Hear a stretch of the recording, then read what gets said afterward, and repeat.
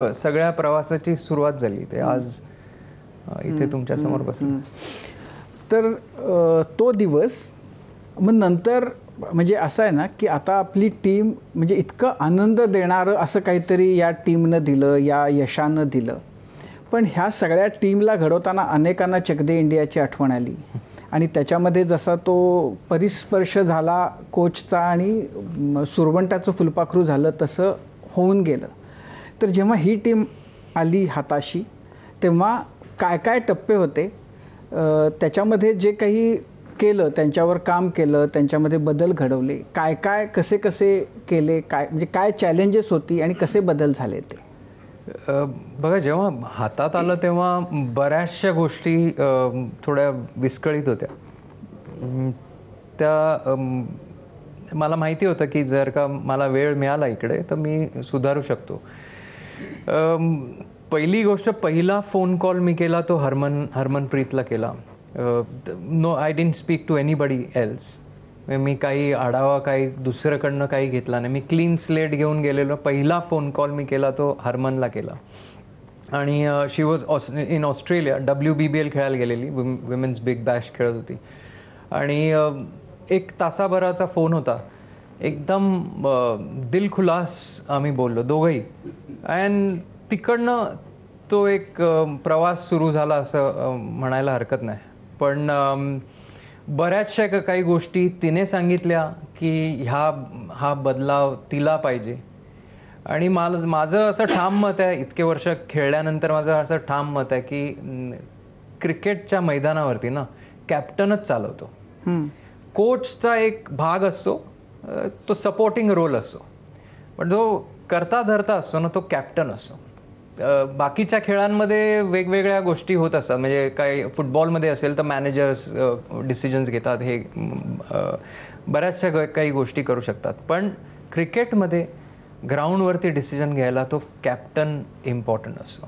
आणि त्याच्या माझ्या डोक्यामध्ये ते मुरलेलं आहे. पण असं की म्हणजे इथं हर्लिनच्या बरोबरचं, कारण कोच आणि कॅप्टन यांचं नातं आणि यांचं एका विचारांचं असणं, हे दोघंही कितीही प्रतिभावान असले पण जर त्यांच्यामध्ये सिंक नसेल तर मग अनेकदा गोंधळ होतो. आपण अनेकदा बघितले. तर मग हे एक ठरलेलं होतं की कॅप्टनच्या पण म्हणजे जे अपेक्षित धरलं होतं कॅप्टनच्या बरोबरचं पुढचं सगळं जो काही प्रवास आहे तो, त्याच्यामध्ये हरमन किती बसली म्हणजे पर्सेंटेजमध्ये तर म्हटलं तर 95%. अच्छा, 95%. म्हणजे ती जे सांगत होती, पहिली गोष्ट म्हणजे फिटनेस हा एक क्वेश्चन मार्क होता. तर फिटनेस वरती तुम्हाला जर का जोर द्यायचा असेल तर मेहनत भरपूर आहे आणि त्याला डेडिकेटेड टाईम देणं गरजेचं आहे.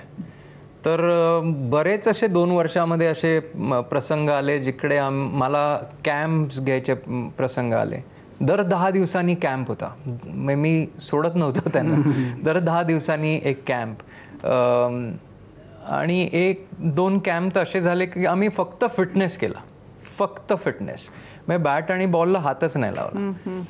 तर असे काही बरेच गोष्टी झाल्या या 2 वर्षामध्ये. जो चेंज आता जो दिसतोय त्याच्या मागे बरेच प्लॅनिंग, आणखीन तो प्रवास मोठा आहे. आणि दुसरी गोष्ट होती जी आम्ही दोघंही म्हणजे एकाच पेजवरती आलो, was on fielding. We had to improve our fielding. But fielding is correlated to fitness. तर मग जर का फिटनेस तुम्ही चांगला कराल तर ते it will show on the field. ॲथलेटिझम वाढेल.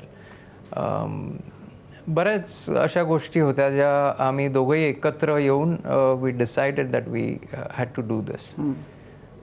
चेंजेस आणले. सपोर्ट स्टाफ मला चूज करायचा मला संधी मिळाली. That I am really thankful to BCCI की मला जो सपोर्ट स्टाफ पाहिजे होता तो मला मिळाला. And then we went about it. यापूर्वी तू अनेक टीमचं कोच म्हणून